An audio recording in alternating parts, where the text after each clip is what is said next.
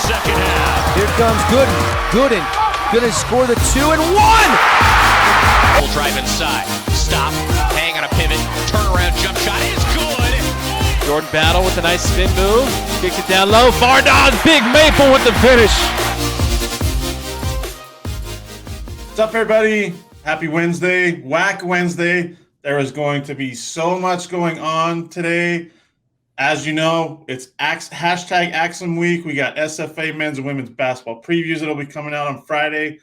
With us today, we got SFA women's basketball head coach Mark Kellogg. I know that there's a lot going on today. I've been told by multiple people there's a lot going on. So we're going to get this podcast, start the day off right, this WAC Wednesday. Mark, thanks for joining Daryl, Chelsea, and I on the Straight Outta WAC podcast this morning. You bet, guys. Thanks for having me. Yeah, wacky almost maybe Wednesday today. Right? By the end of today, we may be terming it Wacky Wednesday a little bit. But, yeah, I hope everybody's doing all right and good to be here. Absolutely. I want to – what's the summer been like for you? I mean, you're coming off – you win the WAC regular season, win the WAC tournament, go to the NCAA tournament again. I just want to be sure that I'm clear about that because you went to the NCAA tournament the year before and I screwed up in that press conference after that WAC semifinal. But how's the summer been for you, Mark? Yeah, been good. Been busy. I don't know. I don't know why it was. I don't know if it was family or work or probably all of the above, but this was the busiest summer I feel like I've had in quite some time, although August slowed down a little bit for us. But, yeah, through May, June, and July, that thing was just – we were rocking and rolling and, kids on campus, unofficial visits, obviously recruiting in July. And then between, I guess, my family's obligations and their sports and different stuff too, it just kind of pulled us all over the place. But we were able to catch our breath a little bit, took a little family trip a couple weeks ago, and right back at it now. I want to ask you about it. Your daughter's been playing a lot of basketball, it seems like, this spring, summer. I mean, how's that for you? Do you take the approach like, I'm just going to sit back and let the coaches that coach her coach, or am I going to kind of be in her ear or in there? I'm interested to hear that because I've seen other coaches tweet about that when their kids are playing. They just kind of sit back and let the coaches coach.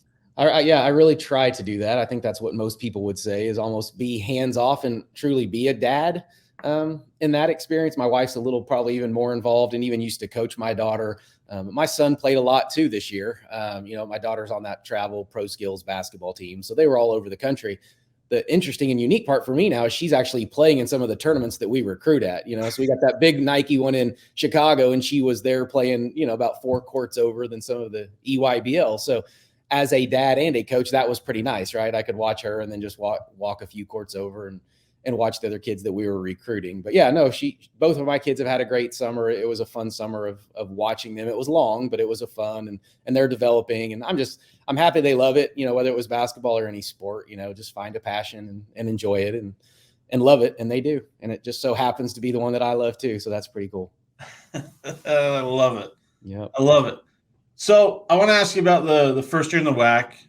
You basically, you as a coach will probably be a little bit more humble than I'm going to be with this statement, but you basically ran through the regular season, the loss in the finale after you'd already locked up the regular season, championship to UTRGV. They just kind of shot the lights out there in that regular season finale. And then WAC tournament, I mean, you kind of ran through that as well, a couple double-digit wins there. First year in the WAC, what were your thoughts and, just the overall impression, I guess you can say, from this past season? Yeah, well, I mean, obviously it went well from the win-loss category for us. The travel, and I'm saying travel because we had some COVID issues. So that was just so different from us. The year before, when more people, it seemed like, had COVID issues, we really didn't run into too many. But last year, it got us pretty good early. So we ended up with 2 of those 3-game road trips.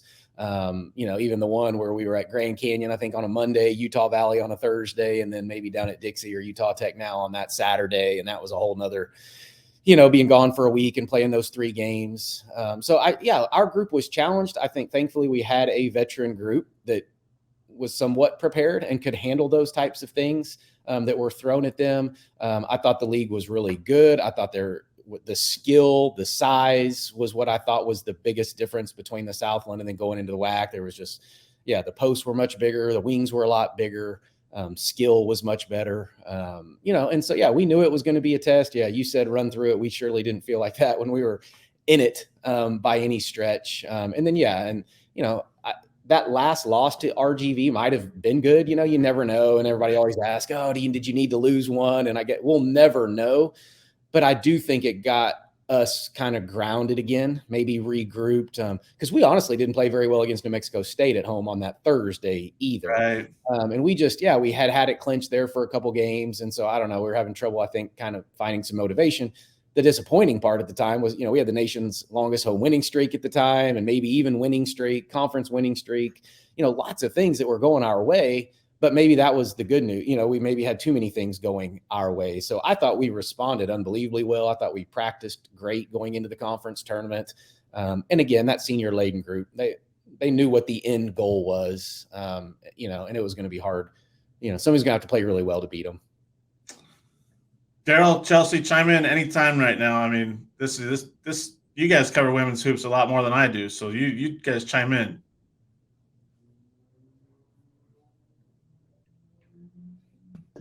All right. Well, it's good to meet you, Coach. I know we haven't talked before, but you kind of talked about it a little bit. You've had a lot of postseason success in your career, not just with SFA, but really with all the teams that you've coached with. What do you credit that to, and how does that affect you during the regular season headed towards postseason? Well, I credit to having really good players and coaches around me, right? Administration that supports you and just gives you that opportunity, to have success. I think you even wrote it, but I talk about sustained success quite a bit, right? And I think that's the most difficult thing to do in sports, right? And some people don't like the dynasty types, right? The New England Patriots back in the day, or Kansas men's basketball, or Baylor's, or UConn women's basketball, maybe even South Carolina now. But when you're in it, you realize how hard it is to do those things, right? And so I have an appreciation for those types of teams. And not that I'm saying we're on any of those levels, but that's the goal, right? Is can you do it year in and year out? And I think in sports, it can be very cyclical and up and down, where a team might be good for a couple of years and maybe they're older, they have some seniors, and then they graduate and they maybe take a dip or something like that. And I've never wanted to be that. I wanted to be able to sustain it year in and year out. We thought we had a model, as far as recruiting and what that looked like. Now this transfer portal and some of this stuff has thrown that probably for a little bit of a loop. And so we're kind of trying to, figure that one out again. But that was really important. So really, to answer your question, you just have to, you got to have good players and coaches. I think our job is just to put them in the position to have success. But we like to throw around the culture word, but I think it's also character and who you have in your program and the types of kids. And it's gotten easier in that category though, honestly now. Our first couple of years, it wasn't quite where we wanted it to be. And I think we've worked really hard to be protective of that and continue that, because if you get that right, then the basketball piece kind of takes care of itself. I think you're on mute, Daryl. Morning, Mark. The last couple of years, you guys have had, your NCAA tournament opponent on the ropes, but they've gotten off the ropes and they've beaten you guys. Is there something disappointing? What's that mood like going home? Is it like disappointment, like, we let one get away, or I can't wait to get another shot at P5? Both. Certainly disappointment when you're that close, and that's 2 years in a row for us too, right? So, we lost to Georgia Tech in overtime 2 years ago now, had the ball last possession of the game and had a shot in front of the rim to win it, and even a couple layups to send it to double overtime and couldn't finish that one. And then, I thought we won more of the game against North Carolina than they did, but they got it at the right time. We led for more than, 25 minutes of that game, but they got hot. They made us pay in that fourth quarter. We made some mistakes defensively. And that's what happens when you're playing teams of that caliber, is you do make a mistake, and they have plenty of talent on the court to make you pay. And they certainly did. And we couldn't answer that run. So proud of where we are, but you just get hungrier to want to be back. As you said, you want another crack at one of those Power Fives. But it's not really even Power Fives. It's just an opportunity to advance in the NCAA tournament, and so every year we've tried to advance our program, because our group used to ask me that about the conference tournament years ago, right? We'd get there and we couldn't find a way to win it, or we'd be right there and, not get there, and so we went back and forth with that. So I kept saying, we're going to keep knocking at the door and eventually we'll knock it down. Right. And we did. And now it's kind of the same thing now with the NCAA tournament, is we're there, we're getting there.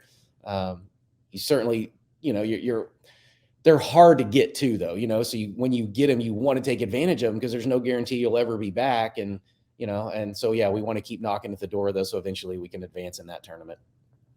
Mark, we had the podcast episode last year. We talked in the, postseason at WAC Vegas.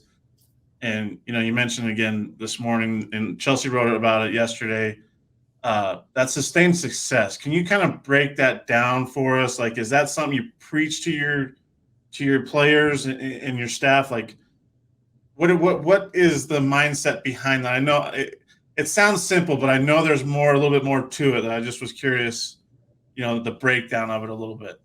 Well, yeah. And I don't know that we talk to the players about it now that they're immersed in it. I guess I hope they feel it every day, but it's that culture. It's that character. It's what we want to be about. It's the way we go about our business, kind of day in and day out. I have a little saying that I want them like be you, but align with us is kind of like my mantra, where I really want our kids to feel like they can be themselves, right? I don't want them to be anything that they aren't. And so when I think we can get them really comfortable in themselves, then obviously we get the best product out of them, right? And then collectively, right, it all works together. So, I'm a consistent guy. I want to be the same guy, right? I want to be day in, day out. I want to be the same. I don't want to be too high. I don't want to be too low. And I think that's an everyday thing, but then that's wins and losses too, right? I don't want to be too high because we had a win, and I don't want to get too low over a loss, right? So we want to stay the course, but I want to do that at a really high level if we can, right? So it's maybe more than you're wanting, but like there comes, like I do a little graph, and it can get as I said earlier, it can get up and down and peak and valley, but let's get up here and then see how can we sustain that thing at the highest level for as long as we possibly can. Now, how do we do that? Yeah, it starts in recruiting, and it starts in development, and it starts in strength and condition, and all those, all the stuff, all of it. And then again, as coaches, it's who do we have? Our system, I think, works the way we, the way we defend, and how does that correlate to what we do offensively? So I do think there is a system in place that works and that we believe in as coaches, but now, of course, the players have fully bought in to that system as well. So again, we're trying to get our kids to play free of mind, but we want to be detailed and we want to be prepared and we want to throw a lot at them. And I think the way we play allows us to win multiple types of games or different ways.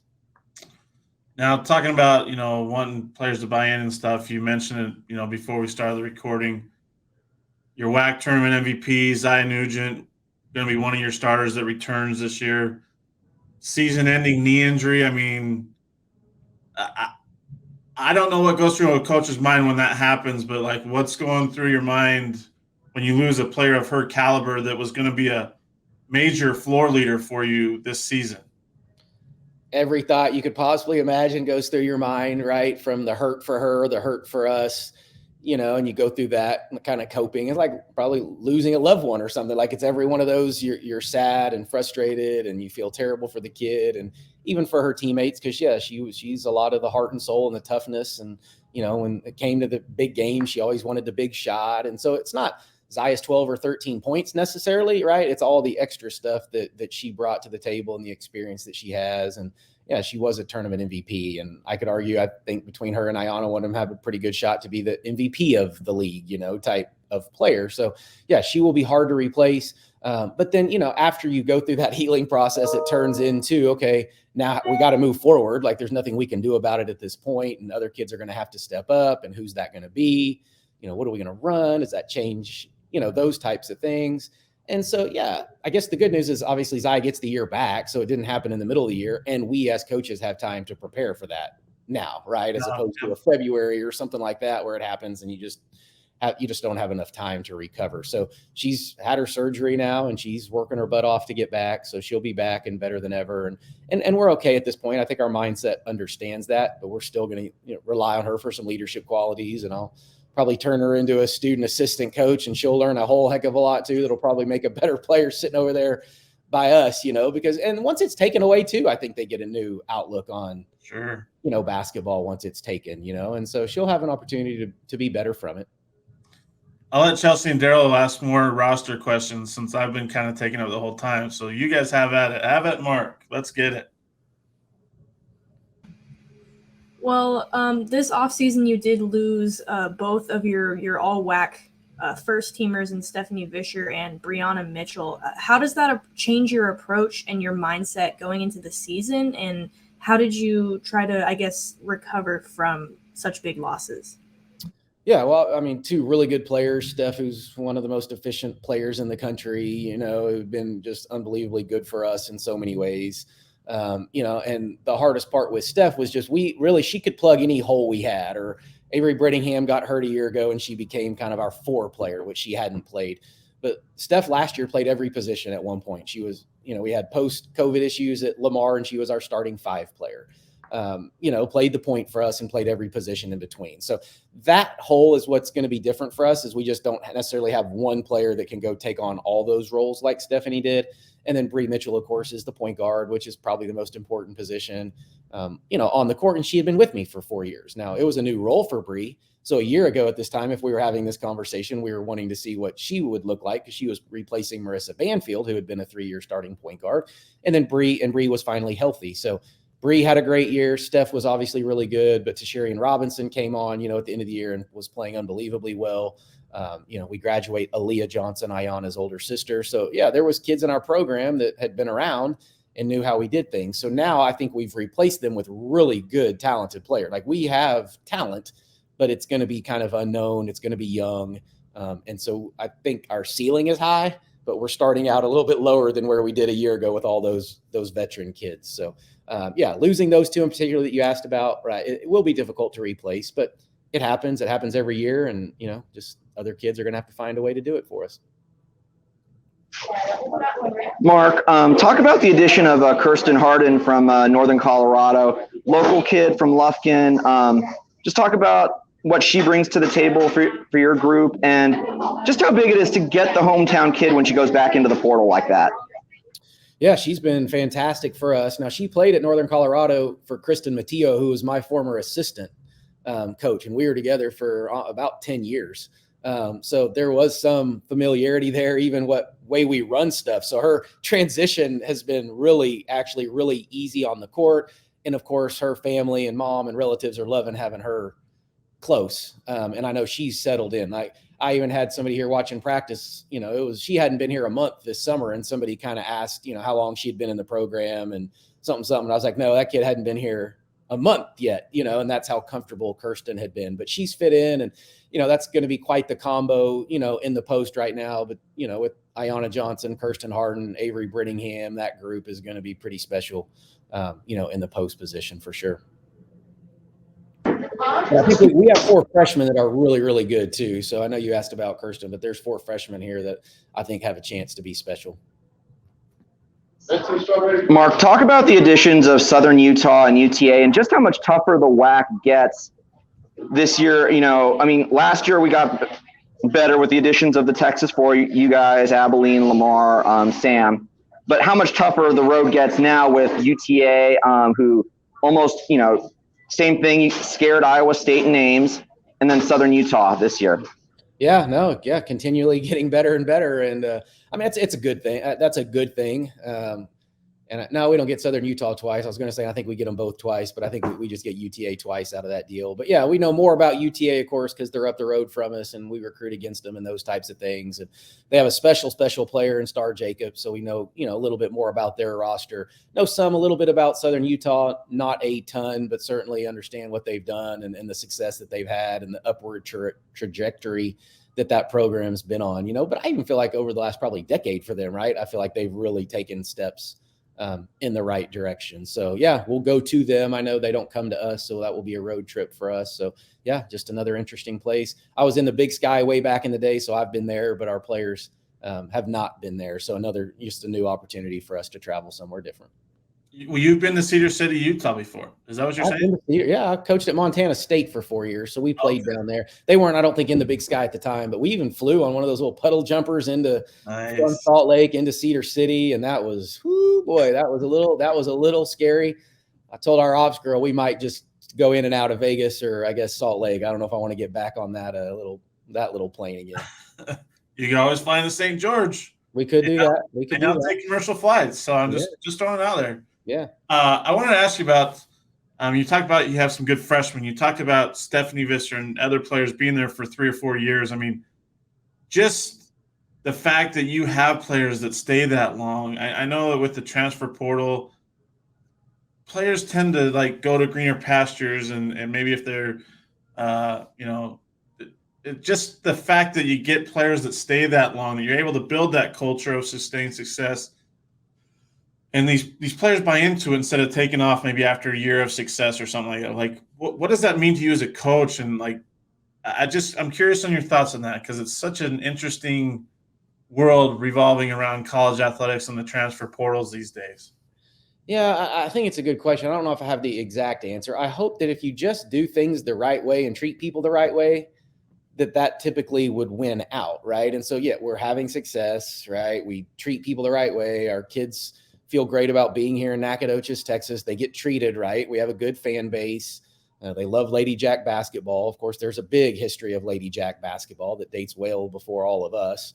And so I just, if you do things right and you're, of course, having success, but I think it's also unique to each kid, and what they're looking for and what their goals are and those types of things. But again, I just think our program's in a pretty good spot, that there's only so many places you go from here that so-called bigger schools, that could even give you what we can't give you here, and we opened this $28 million practice facility a year ago. And so we have all the resources that these kids need to have success in the classroom and on the court and, in the community, those types of things. So I think we have the full complement, the full package here for these kids. I do think we treat them the right way. I think we have a great program, and we just want people that want to be a part of it, which I think once they get here, they realize that it is pretty special.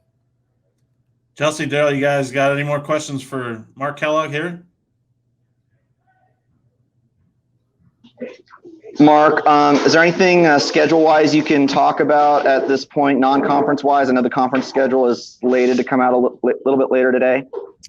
Yeah, we have some pretty good ones. We can talk about it a little bit. At home, we open with UTSA, which will be a good game. They've got 2 Southern Cal transfers that are going to be really, really good. I think they're leading scorer and rebounder. Gonzaga returns to us, so we played Gonzaga a year ago up there in a really good game. So they'll return to us. Arizona State will come to Nacogdoches in December as well. That would kind of be like the highlights, but we go to Rice, go to North Texas here, kind of our local Texas type games. So those will be pretty good. But there's quite a few. We're in Puerto Rico over Thanksgiving, go to Miami right before Christmas. So we'll get Boston College on a neutral floor in Puerto Rico. So we'll get some cracks at some good teams. We'll have some of those, I call them 50-50. If you play well, you probably win. If you don't, you're probably not going to win. So I think we have quite a few of those. And we're going to be young. So our kids, it's just going to be a young group. We just don't have a lot of kids that have been in the program more than multiple, like 2 or 3 years now. And especially with Zaya going down. So we'll get tested. We'll get tested early and often, and then hopefully it sets us up for WAC play. Somebody asked me yesterday when I tweeted out, when I saw that schedule, how in the world did you get Arizona State to come to Nacogdoches? Because that, I don't know, maybe in women's basketball it's a lot different to getting Power 6, Power 5 schools to come to a mid-major than it is on the men's side. Like, they were just curious how you got Arizona State to come to East Texas. Yeah, well, it was the COVID year when we moved our seasons back and we had to cancel all the first games of the season, right? And so we reshuffled there, and they needed a team for their Thanksgiving kind of tournament classic at the last minute, and we got the one we were supposed to play in got canceled at the last minute. So it was kind of a Charlie Turner, of course, was there, Thorne at the time, and it was hey, if you can help me and if you would come back, we can come there. Otherwise, I don't know, because we had other options too. There's so many other tournaments we could get to that were cheaper and much closer. And she was kind enough. I think they had a couple Houston players or a Houston player on their roster. And so they were recruiting this area. So they wanted to get back over here and get that kid back home too. So it just kind of, I think, worked out. But yeah, a little bit of a unique circumstance, because you're right. Not very often do we get a Power 5 in here. We've never had one since I've been here, I don't think, that I can remember anyway. So yeah, it's unique. And Gonzaga, I guess, isn't Power 5, but their program is, and their level of success. So yeah, it'll be 2 big games for us. They're both in December. I know Chelsea, she's excited because you're not the only WAC school that gets to play Arizona State on their home floor this year, right, Chelsea? They going up Exactly to Grand right. Canyon? Yes. Going up Yeah. to Grand Canyon? ASU is making the trip up from Tempe to visit my Lopes at GCU, and I'm going to beg my boss to let me work at that one. I'm very excited. So I'm excited to see ASU play some other WAC teams too. It'll be really cool to see. Yeah, no, that's good. Good for our league. Good for Grand Canyon to get them there, right? And thankful to ASU for doing it, because most of them won't do that. How excited are you that you're finally getting to when it breaks this afternoon, that you're going to be able to see where you're going, when you're going during WAC play, and just your thoughts on finally getting that conference schedule now that out of the way. Well, it's the operations people are ones that are most excited right now, because they get to go plan and prepare and those types of things. Yeah, it's exciting because I think there's some finality to it, right? It's kind of just been we know who we play, but we have no idea in what order and what the road trips are going to look like and road swings, those types of things. I think it's that, to be honest.